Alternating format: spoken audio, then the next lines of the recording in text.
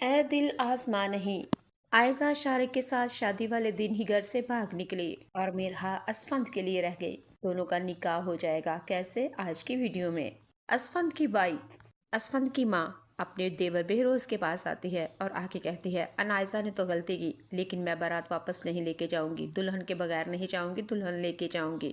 بہروز اور شیری کہنے لگی کہ ایسے کیسے ہو سکتا ہے، انائزہ تو گھر میں نہیں، کون کرے گا اس سے شادی اور کون سی دلہن لے کے جائیں گی آپ؟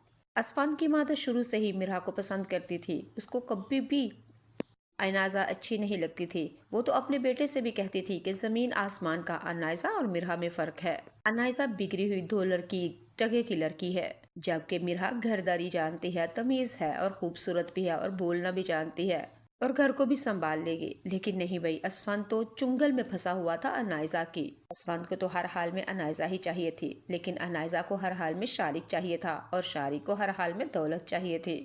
بس یہاں میں ایک دوسرے کو چاہنے اور لالچ میں ہی یہ زندگی گزر گئی اور خوب ذلیل و رسوا ہو گئے۔ اسفند کی ماں نے بہروز سے صاف صاف کہہ دیا کہ انائزہ گھر سے باغ نکلی ہے، لیکن میرہا تو ہے نا، میرہا کا دولہا تمہاری بیٹی انائزہ کو لے کے باغ نکلا۔ میرہا اور اسفند ان دونوں کا نکاح کروا دو، میری دلی خواہش ہے۔ بہروز کو جب پتا چلا بہروز کو یہ بات پسند آئے گی اور اسفند کے آگے ہاتھ جوڑے گا اور کہے گا کہ خدا کا واسطہ ہے، رہی صحیح کسر جو رہ گئی ہے اب تم پوری نہ کرو۔ عزت کا جنازہ تو نکل ہی چکا ہے، لیکن میری بیٹی کے ساتھ تم نکاح کر لو، کون کرے گا اس کے ساتھ شادی؟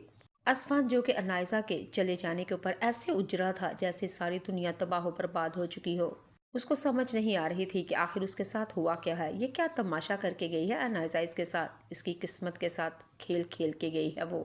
لیکن ابھی بھی اسفند کو سمجھ ہی نہیں آ رہی تھی، اس کے تو حواس ہی قائم نہیں تھے، اس کو سمجھ نہیں آ رہی کہ انائزہ سے بدلہ لے اس کے دھوکے کے اوپر یا اس کے چلے جانے کے اوپر ماتم یعنی گریہ نوحہ کرے۔ اچھا جی، میں آپ کو یہ بھی بتا دیتی ہوں، میرا کبھی بھی شارق سے محبت نہیں کرتی تھی، وہ تو صرف اور صرف اپنی ستیلی ماں اور انائزہ کو جلانے کے لیے شارق کے ساتھ پیار محبت کے دعوے کرتی تھی۔ میرا تو شروع سے بچپن سے ہی اپنے چچی کے بیٹے اسفند کو ہی محبت کرتی تھی، لیکن اسفند تھا کہ وہ انائزہ کے محبت میں پاگل ہو چلا تھا۔ تقدیر نے کچھ ایسی پلٹی کھیلی کہ میرا اسفند سے محبت کرتی تھی اور اس کے ساتھ ہی نکاح ہو گیا۔ اسفند میرا کو اپنے گھر میں بیاہ کے لے کے آئے گا، میرا کی اس کو اس کے کمرے میں پہنچا دیا جائے گا اور اسفند گھر سے باہر جانے لگتا ہے۔ اسفند کی ماں نے اسفند سے کہا کہاں جا رہے ہو؟ تمہاری نئی نویلی دلہن کمرے میں ہے، تمہارا انتظار کر رہی ہے، اس وقت تمہیں اپنی بیوی کے پاس ہونا چاہیے، اور تم کہاں جا رہے ہو رات کے اس ٹائم؟ اگر منہ دکھائی کے لیے کوئی چیز چاہیے تو میرے پاس ہے، ایکسٹرا لاکٹ بھی ہے، جیولری بھی ہے، انگوٹھی بھی ہے، کیا لینا ہے، یا بریسلیٹ، جو بھی چاہیے وہ میرے پاس ہے، تم لے لو اور اپنی بیوی کو منہ دکھائی میں دے دینا۔